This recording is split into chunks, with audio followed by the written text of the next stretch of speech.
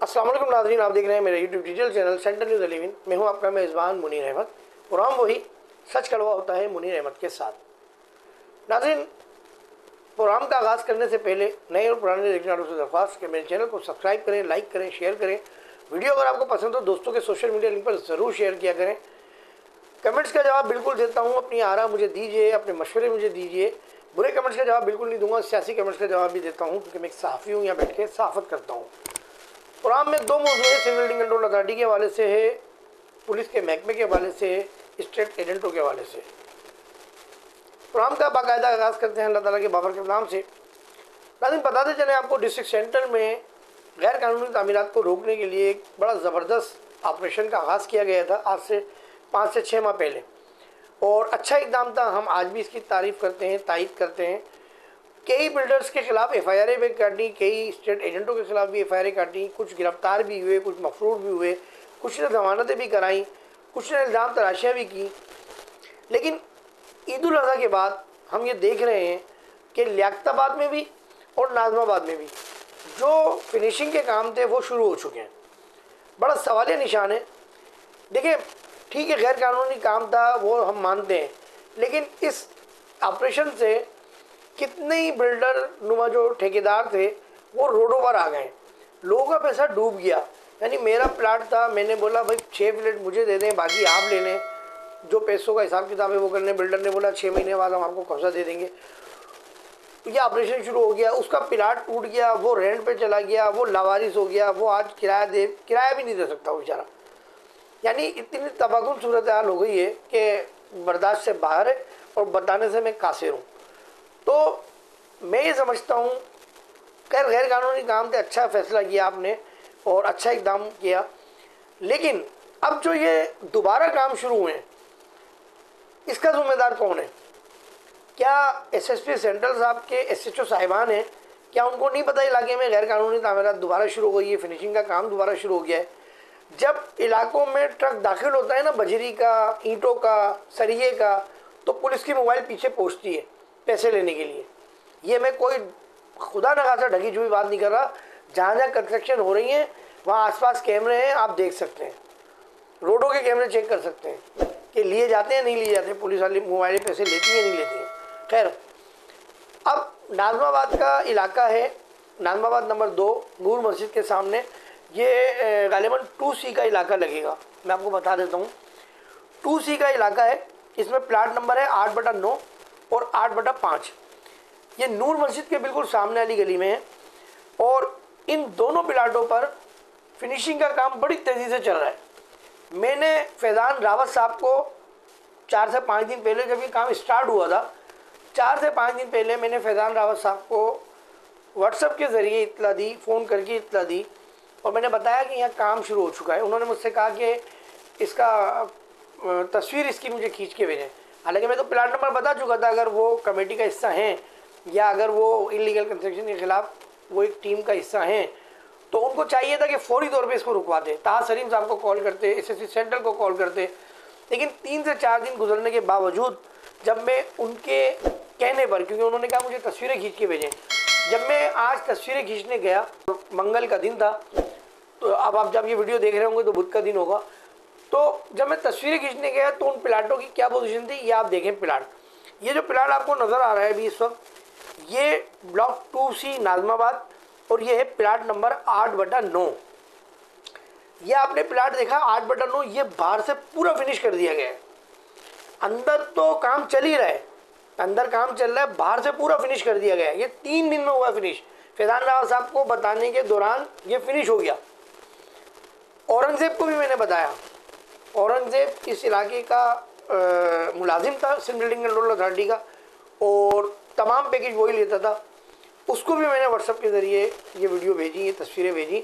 उसने भी मुतल्लिका अफसरान को, मुतल्लिका पुलिस के एसएचओ को नहीं बताया, जबकि इन सबको हिदायत है कि इनलीगल कंस्ट्रक्शन के हवाले से आप ताहा सलीम साहब को रिपोर्ट करेंगे, आप एसएचओ को रिपोर्ट करेंगे, आप एसएसपी साहब को रिपोर्ट करेंगे, और जो कमेटी का हिस्सा है उनको रिपोर्ट करेंगे।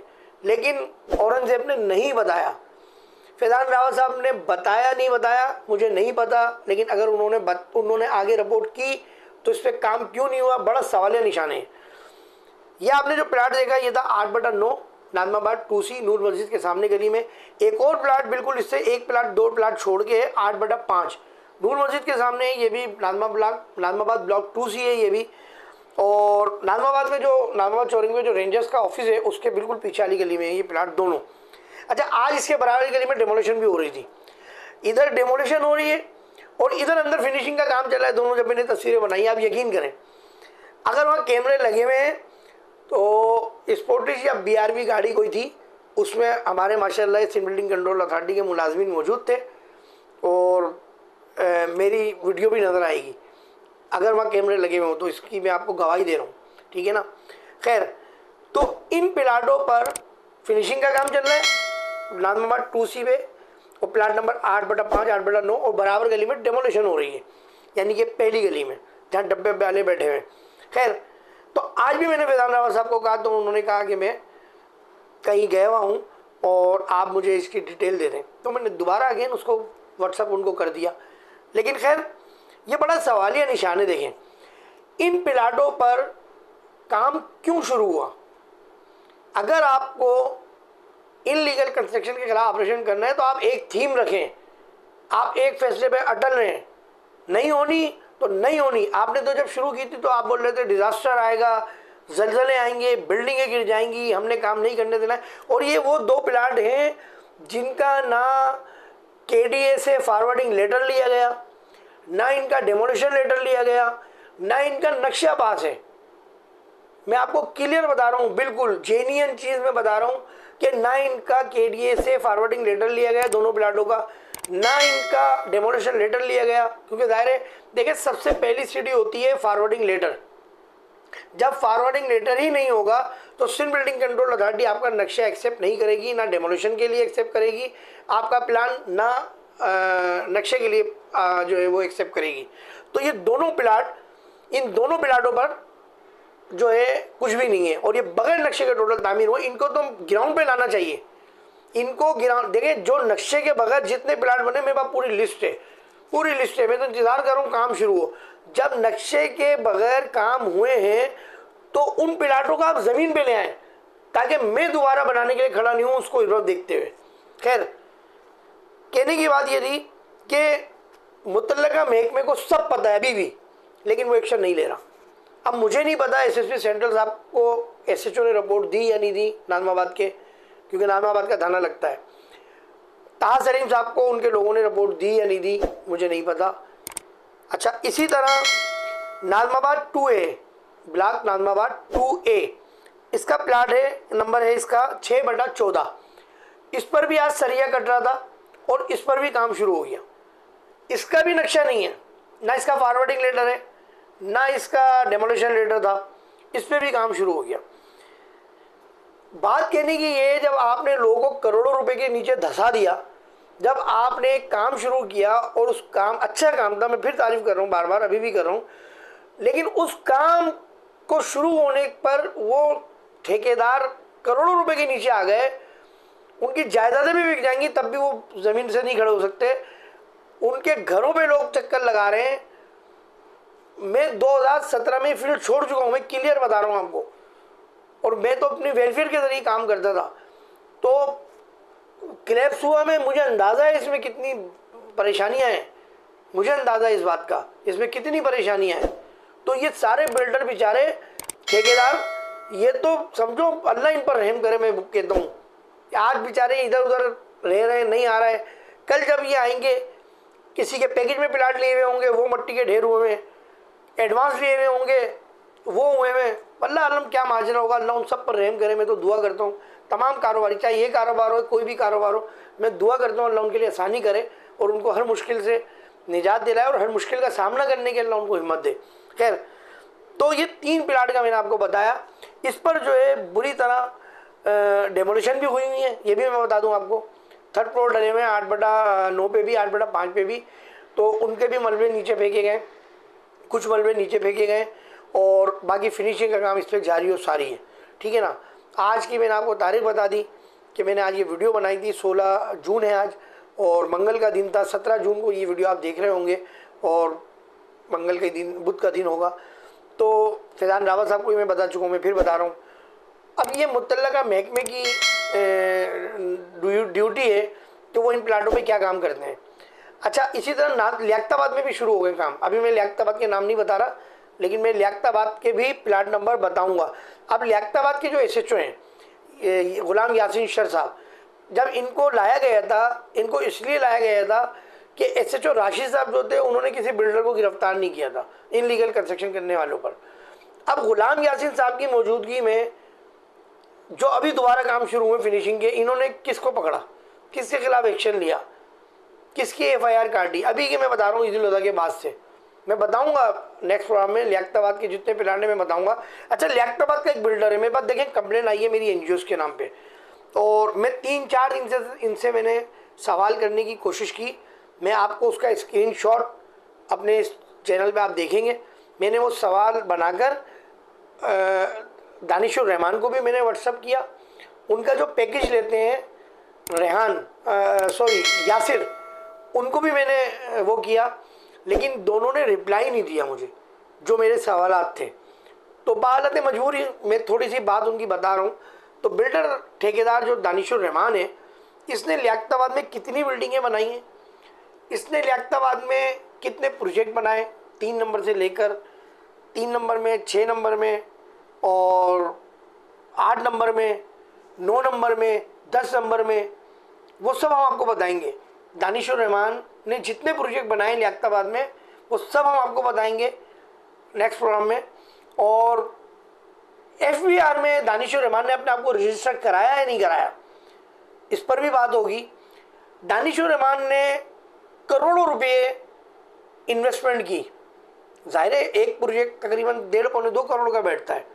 तो दानिशुर रहमान साहब ने 8-9 प्रोजेक्ट बनाए जहाँ तक मेरी इन्फॉर्मेशन है। तो उन्होंने FBR में अपने आप को टैक्स पेयर किया था या नहीं किया था, इस पर भी बात होगी। और इसके अलावा दानिशुर रहमान लियाकताबाद में नहीं रहते, कहाँ रहाइश है ये भी मैं आपको बताऊंगा उनकी अगले प्रोग्राम में। लियाकताबाद में दानिशुर रहमान नहीं रहते, लियाकताबाद से बाहर से आके इन्होंने लियाकताबाद में काम शुरू किया था और करोड़ों रुपए इन्होंने कमाए। लेकिन ये बोलते मैं कंगला हूँ, क्योंकि जिन लोगों का ये लास्ट इन्होंने प्रोजेक्ट बनाया उसका भी मैं नेक्स्ट उसमें प्रोग्राम में बताऊंगा, प्लाट वगैरह नंबर सब वो इन्होंने रेंट पे दिए हुए हैं, क्योंकि बिके नहीं है। लोगों में शऊर आ गया है, अब लोग नहीं खरीदेंगे पोषण, क्योंकि पोषण खरीदने के बाद वो फिर ज़ीरो है, पोषण खरीदने के बाद भी। तो नेक्स्ट प्रोग्राम में इंशाल्लाह फिर बात होगी इस हवाले से। अब हम बात करते हैं दूसरे मौजू पर, पुलिस के महकमे के हवाले से। देखें, लियाकताबाद थाना हुआ या कोई भी थाना हुआ, मेरे भाई केस आया हुआ है लियाकताबाद का, मैं इसलिए लियाकताबाद का मैंने नाम लिया, लेकिन FIR फ़ौरन काट दी जाती है, ठीक है ना, इसको कहते हैं फर्स्ट इंफॉर्मेशन रिपोर्ट। लेकिन मैं ये समझता हूँ कि अगर कोई ड्यूटी अफसर के पास आता है कि भाई मुझे A से परेशानी है, मुझे A परेशान कर रहा है, मुझे B ये कर रहा है, तो वो कम से कम A और B को बुलाए उनके सामने और उनकी तहकीकात करे, दोनों के बयान ले। तरीका यही होता है। अगर वो पुलिस की बात मान जाते हैं, इनकी सेटलमेंट हो जाती है, चाहे कोई भी मामला हो, तो अच्छी चीज़ है। और अगर नहीं तो फिर पुलिस दोनों को बंद कर दे नक्शे अमन के तहत, वो फिर कोर्ट जाने और कोर्ट के मामला जाने और हो जाने। लेकिन लियाकताबाद में एक FIR ऐसी कटी, मैं उसका जिक्र नेक्स्ट प्रोग्राम में करूँगा इंशाल्लाह ताला, क्योंकि उस पर मैं भी अपनी कुछ तहकीकात कर रहा हूँ। मेरी एक आदत है, मैं कोई भी खबर, कोई भी बात सुनकर ये प्रोग्राम नहीं करता। मैं जो मेरे पास इंफॉर्मेशन आती है मैं उसकी इन्वेस्टिगेशन करता हूँ, उसकी मैं तहकीकात करता हूँ, और जहाँ तक उसमें सदाकत होती है, जिस बात तक, मैं उसको अपने प्रोग्राम में शामिल करता हूँ। मैं डरता किसी से नहीं हूँ, मुझे अल्लाह को जवाब देना है, अल्लाह से बस मैं डरता हूँ कि किसी के साथ ज़्यादती नहीं हो जाए, किसी के साथ मैं गलत अल्फाज नहीं बोल दूँ। मेरी पकड़ क़यामत के दिन बरोज़ महशर अल्लाह उसके सामने ज़रूर करेगा। तो अभी उस पर मैं कुछ तहकीकात कर रहा हूँ। फैमिली का मैटर था आपस का, भाई से भी लगी हुई थी दोनों की, लेकिन फिर FIR कटी। फिर वो कौन बूढ़ी माँ थी जिसको SHO गुलाम यासीन साहब ने जो है वो कमरे में दाखिल नहीं होने दिया, उसकी बात नहीं सुनी, पूरी है, मैं इस पर काम कर रहा हूँ, खैर मैं बताऊँगा। तो बात कहने की ये थी कि एफआईआर जो होती है, तो एफआईआर करने के लिए फ़ौरन पुलिस को एफआईआर नहीं करनी चाहिए। देखिए, एफआईआर तो कट जाती है, लेकिन किसी का क्राइम रिकॉर्ड बन जाता है। इस केस में एक बच्चे का क्राइम रिकॉर्ड बना, एक लड़के का क्राइम रिकॉर्ड बन गया। वो अलग है, कोई जराइम पेशा नहीं है, मुजरिम नहीं है। आप ये तो सोचें, कोई गुटखा बेच रहा है, छालिया बेच रहा है, मंशियात बेच रहा है, शराब बेच रहा है, चोर है, डकैत है, स्नेचर है, आप काट दें उसकी एफआईआर। उसकी तो एफआईआर पहले भी कटी हुई होंगी, या लोग उससे परेशान होंगे। यार, फैमिली मैटर में आप फ़ौरन एफआईआर काटते हो, किसी का सीआरओ बना रहा हो, उसका रिकॉर्ड ख़राब कर रहा हो, वो कैरेक्टर सर्टिफिकेट लेने के काबिल नहीं रहेगा। इस पर भी मैं बात करूँगा नेक्स्ट टाइम के सीआरओ के मामले पे। तो अपना बहुत ख्याल रखिएगा, दुआ कीजिएगा पाकिस्तान तक अहमद सलामत रहे। पाकिस्तान के तमाम इदारे, रेंजर्स, पुलिस फोर्स, इंटेलिजेंस इदारे, हमारे गुमनाम सिपाही, उनके तमाम मुलाजमीन और अफसरान को अल्लाह अपनी अमान में रखे। हम सबको अल्लाह अपनी अमान में रखे। कैमरामैन अरज अब्बासी के साथ सेंट्रल न्यूज़ 11 से मुनीर अहमद को इजाज़त दीजिए। अस्सलाम वालेकुम रहमतुल्लाहि व बरकातुहू।